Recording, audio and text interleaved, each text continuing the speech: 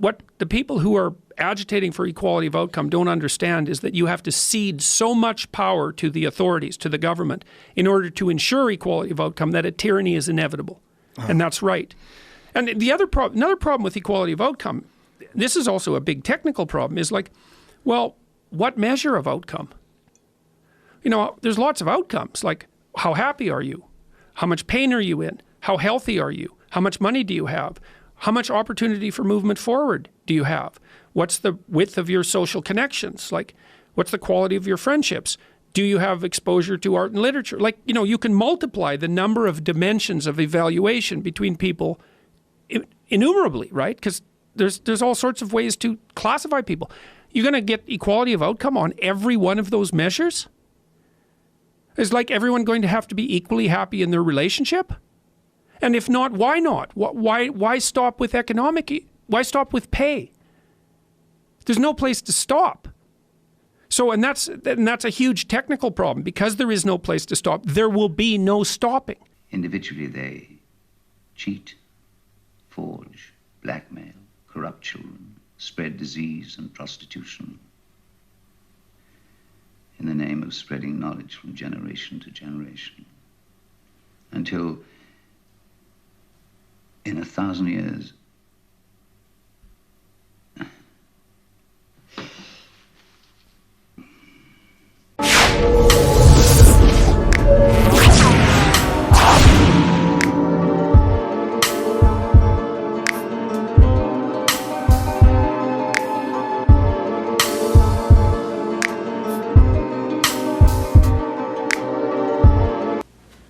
Chief here, and I have another thought. Today, I was thinking about equity and how equity is not being pursued in the society. It's actually being used as a pretense to enact extreme prejudice and to actually ensure that there is no equity for certain people in the society. And not necessarily you know, left versus right, this obstreperous, you know, contentious, you know, dichotomy in our society that, that, you know, that's inescapable, you know, and it kind of limits ideas and actually puts people in boxes.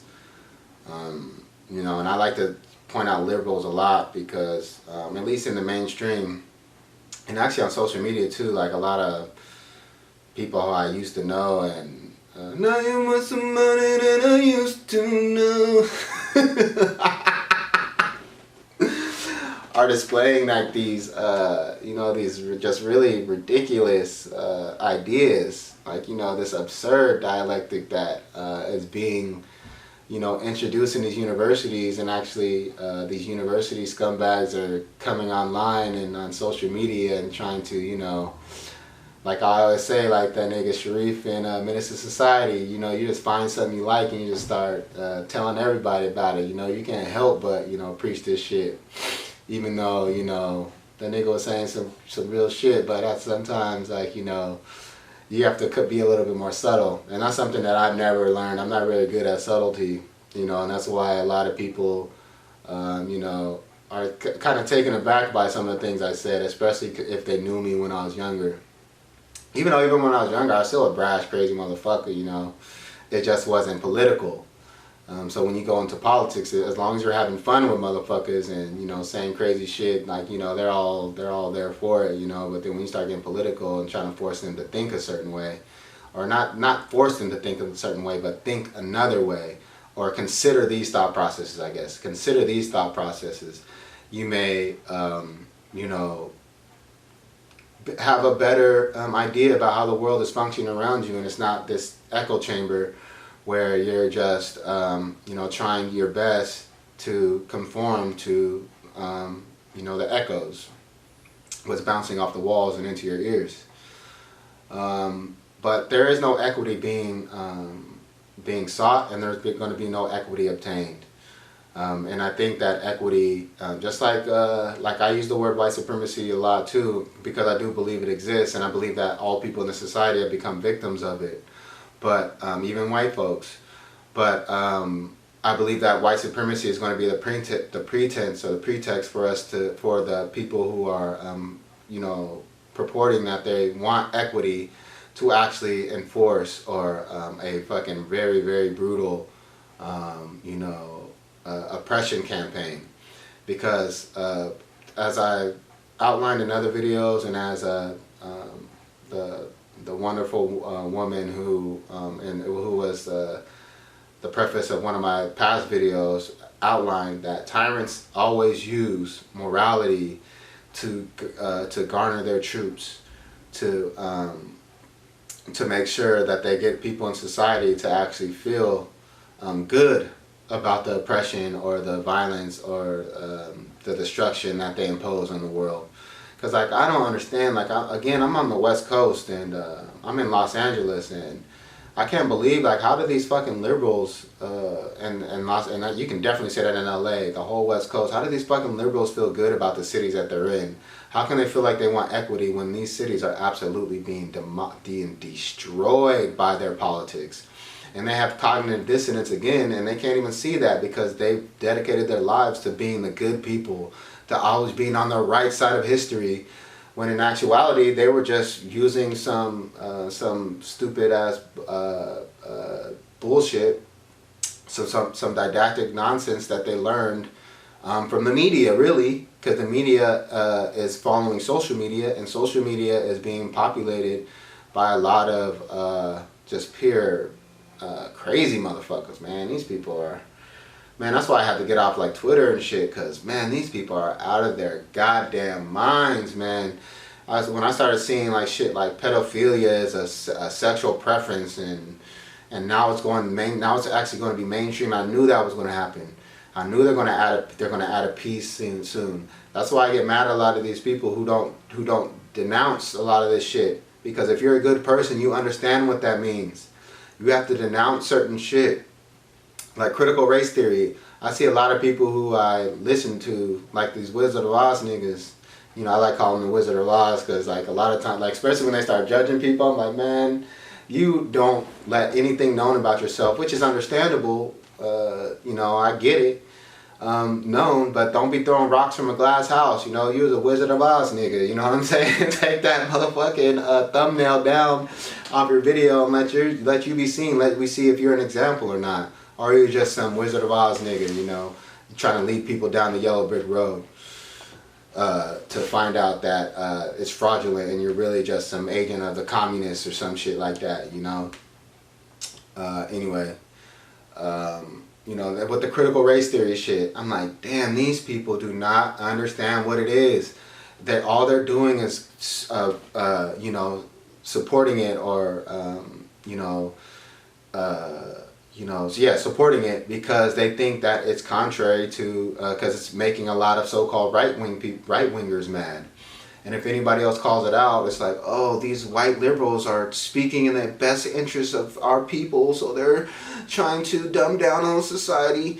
Even though they want it to be equitable, and the way they want it to be equitable, they want everybody to be an idiot. These people are saying black people can't do math and science, so don't grade them on math and science. They're not going to graduate high school.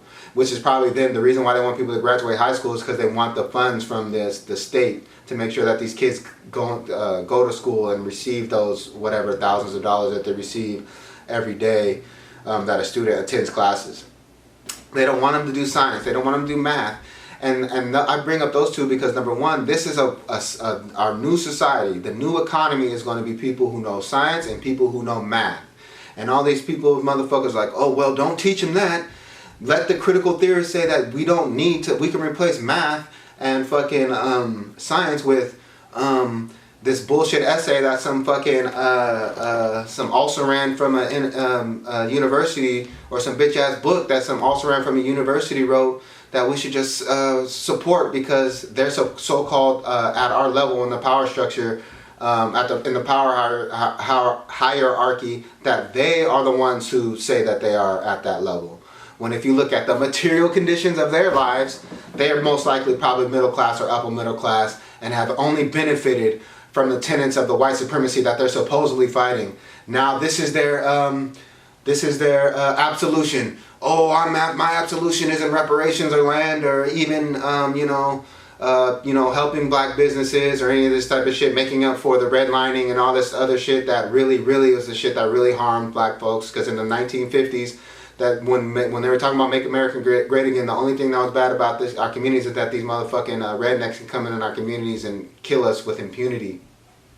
But other than that, our societies were really we had a lot of black towns, and a lot of our society, we had like our credit ratings were great, like all our shit, like our society was not in the shambles that it is now. And then when the liberals came in the 60s, the first thing that they made sure that they did was destroy the fucking black family.